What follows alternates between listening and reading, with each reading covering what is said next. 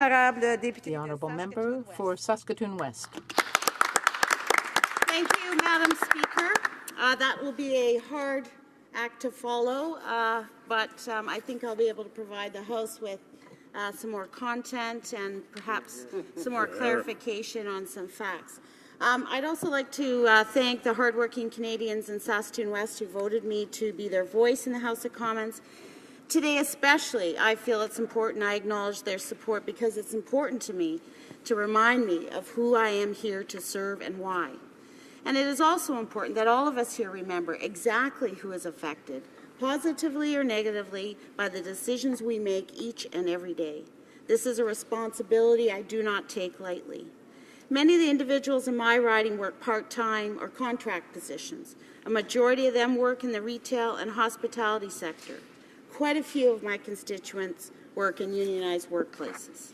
Others have been impacted by the slowdown in the resource sector. Some own businesses and have employees of their own.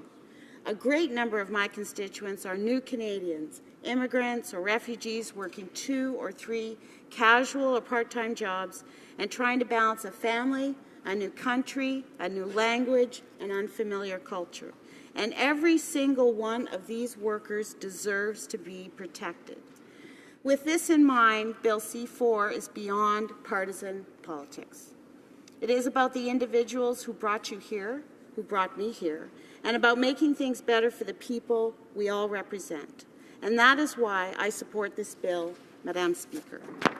I support it as a person who cares about the rights and well-being of my constituents and my fellow Canadians.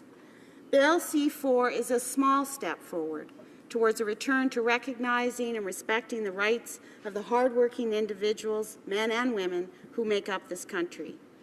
It is not hard for me, as a member of the NDP caucus, to acknowledge the support for Bill C-4. And I guess it will not come as a surprise to anyone that we as a party support the bill. But it should come as a surprise to all Canadians that we, as a government, are today having to, with no small amount of shame, I hope, return to the people of Canada their hard-earned rights, their constitutional rights, their rights to privacy, their rights of freedom of association and freedom of speech, rights that took decades to achieve. As such, today is a day of mixed emotions.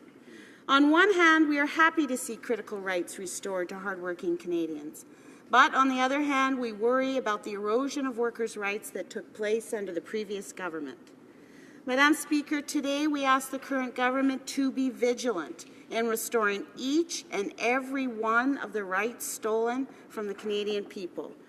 We also ask that they update parts of the Canadian Labour Code that are about 60 years out of date. Because a great way to help rectify that problem would be to immediately act on the recommendations from the final report of the 2006 review of the Labour Code. It is long overdue. Many of these recommendations and much-needed updates would benefit the many hardworking Canadians working 2 or 3 part-time jobs, trying to support a family and purchase or maintain a home whose affordability is increasingly out of reach of most middle-class Canadians in Canada, let alone for those individuals working multiple jobs at minimum wage. Madam Speaker, it is simple and perhaps an obvious truth that it is easier to destroy things than to build them. As anyone who has wrestled with a blank page, a canvas, a drafting table, a freshly surveyed drilling site knows, creating something new is hard. It's hard work. It takes time and persistence and patience, and is not for the faint of heart. Destruction, on the other hand, is something we've been able to accomplish since we were all very young with ease. At a year, for example, a child will happily smash in a matter of seconds a birthday cake that took her parents an hour and a half to create. For the past decade, we have witnessed more than our fair share of destruction, a destruction far less playful and humorous than the smashing of a cake. In a few short years, we have seen the dismantling of the rights for each and every individual across the nation. Rights that have taken decades to create and nurture and grow. Rights that protect each one of us, but also, and more importantly, rights that protect the most vulnerable among us. The previous government, in a few short years, trampled on and set fire to those rights most dear to individual Canadian. Certainly to those individuals who care about the environment, to those who care about social services, to those who care about workers' rights, and to those who care about women's rights, the poor, and every other marginalized individual and community in this great land. But also to those individuals who care about good, honest fiscal management and the economy, to those who care about a child's health, education, and future, and especially to those who care about Indigenous communities, their languages, cultures, and peoples. Because you see, these are not and should not be seen as mutually exclusive things. They work together. Each of us is better off by including the other. Thankfully, Madam Speaker, today is a new day, and Bill C-4 is a great first step. But we must do better, be better, and dream much bigger, because we have a lot of ground to make up. Madam Speaker, I implore the governing party to be bold, to take the time to recognize, respect, and provide rights to individuals who brought them here, because these are the individuals who make up this great country, each of them a hardworking Canadian.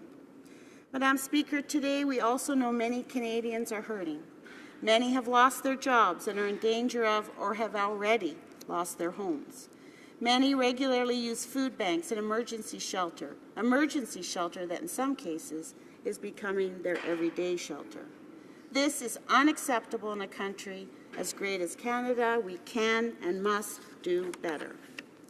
Madam Speaker, Bill C-377 was an unnecessary, discriminatory law designed to impose onerous and absurdly detailed reporting requirements on a particular segment, on unions. The bill was pushed through Parliament by the previous government despite widespread opposition from a wide variety of interests, not just unions. Why? Because the negative effects of this bill would harshly impact each and every Canadian. And each of these groups and associations represent individuals whose rights they consider important, whether you belong to a union or not. Some of those individuals and groups were constitutional and privacy experts, the NHL Players Association, provincial governments, Conservative and Liberal senators, the Canada's Privacy Commissioner, the Canadian Bar Association, and the insurance and mutual fund industry. Likewise, along with the Privacy Commissioner of Canada, we believe this bill goes against the Canadian Charter of Rights and Freedoms. And if not repealed, this bill will be defeated by the courts.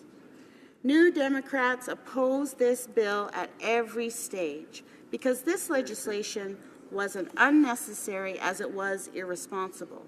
It corrupted the very idea of fairness and balance in negotiations between parties and undermined the fundamental right of free collective bargaining. It was a partisan assault on the men and women who go to work every day to provide for their families. Canada needs a strong and healthy trade union movement. Historically speaking, unions in Canada have done much, not only for their members, but for Canadian society as a whole. When unions are weakened, all working people feel it. Why? Because contrary to the rhetoric of those threatened by workers' associations, namely the wealthy 1% and a few misguided conservative, attacks on collective bargaining do not promote economic growth. Attacks like these promote inequality, not a healthy economy. In 2002, documents based on more than 1,000 studies of the impact of unions on domestic economies, the World Bank found that a high rate of unionization led to greater income equality, lower unemployment and inflation, higher productivity, and a quicker response to economic downturns. You know, a quick response to an economic downturn seems like it might be a positive thing right about now.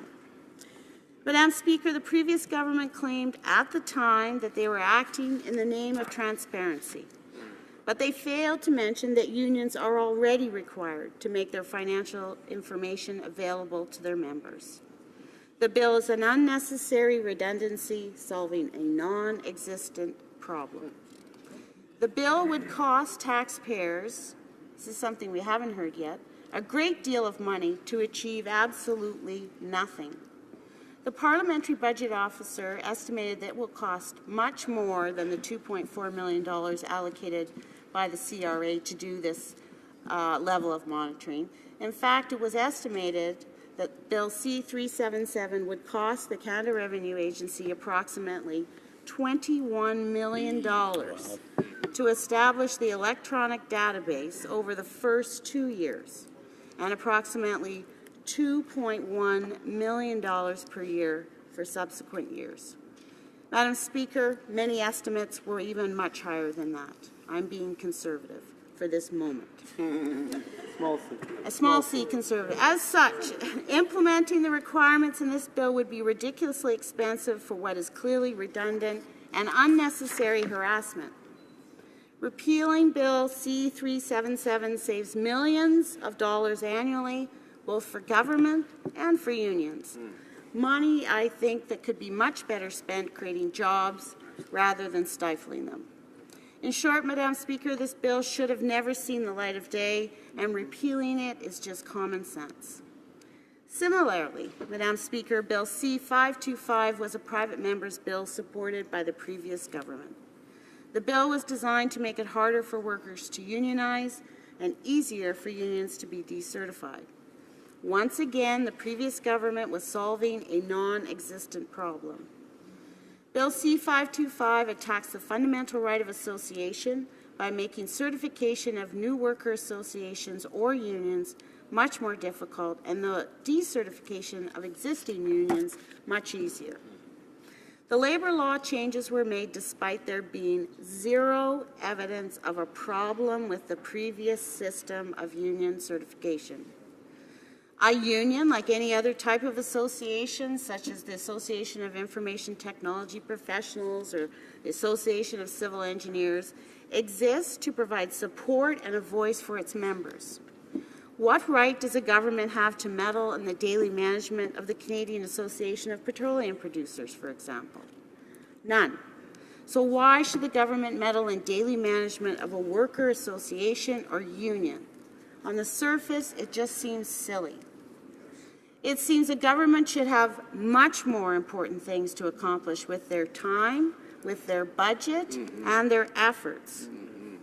But the efforts of such destructive meddling is much more nefarious than a bizarrely childless obsessiveness with union busting, and these effects have a negative impact on all Canadians. Because whether a person supports unions or not, the fact is unions have been a driving force in ensuring all hardworking Canadians, whether unionized or not, receive a basic level of rights and freedoms and protections. The health of Canadian unions is at the heart of the health of the Canadian workers' rights for each and every working Canadian. Moreover, as mentioned previously, the Organized Association of Working People is important to Canadians and the economy. Higher wages negotiated by unions improve the lives of everyday Canadians and inject an additional $786 million into the Canadian economy each week. Standing in the way of the well-being of hardworking Canadians is bad policy, bad governance, bad fiscal management, and bad for the economy. As such, the NDP and Canadian unions are pleased that the federal government has tabled legislation to repeal the controversial bills, Bill C-377 and Bill C-525. The CLC President Hassan Youssef says these bills were nothing more than an attempt to undermine unions' ability to do an important work like protecting jobs, promoting health and safety in the workplace, and advocating on behalf of all Canadian workers. Mark Hancock, the national president of CUPE, confirms, saying this is good news for all Canadian workers. These bills were nothing more than political attacks on unions, and we're happy that the new government is moving quickly to correct these wrongs. He goes on to state, this is a good step in reestablishing a sense of respect for unions, the democratic voice of working people. Likewise, Paul Meineman, national president of UFCW, says, UFCW is pleased to see the government tabling Bill C-4. Our union campaigned vigorously against the Conservative government's Bill 377 in the last Parliament. The bill was undemocratic and part of the Conservative government's campaign against workers and against workplace democracy. It was also a major invasion of the privacy of individual union members and infringed on provincial jurisdiction over labour issues. Repealing Bill C-377 is positive for all Canadians, as this bill would have been expensive for the government to implement and monitor. The NDP will continue to push the government to restore and enhance collective bargaining rights as well as fair working conditions for all Canadians. The NDP will continue to pressure the government to reinstate a federal minimum wage and to enact anti-scab and proactive pay equity legislation. Likewise, the NDP will push the government to repeal the previous government's dangerous legislation, just to confuse things, also called Bill C-4. Larry Rousseau, in a 2013 article published by the Huffington Post, called the previous Bill C-4 explosive, claiming the bill turned back the clock almost 50 years. Madam Speaker, a bill this backwards, overtly ideological and explosive needs to be repealed, just not reviewed. What value does a bill limiting a person's right to refuse unsafe work bring to the table? What exactly needs to be reviewed in a bill that does away with independent health and safety officers and that prevents federal public service workers from accessing the Canadian Human Rights Commission and Tribunal over workplace discrimination and complaints? A review legitimizes this offensive legislation. It is time just to repeal it. Madam Speaker, having fought hard against these unnecessary and irresponsible bills, the NDP welcomes the changes tabled by the current government. The rights of working people have been under attack for far too long, and the repeal of these bills is a very good first step. But there's so much more to do for workers' rights and working conditions for Canadian men and women. The NDP will push the government to restore good faith bargaining with our public sector workers. We will push the government to reinstate a federal minimum wage and ensure that workers have a fair and independent health and safety protections. And we will push the government to adopt anti-scab and pay equity legislation, because all Canadian workers deserve fairness and respect. Thank you, Madam Speaker. Bravo. Bravo. Before we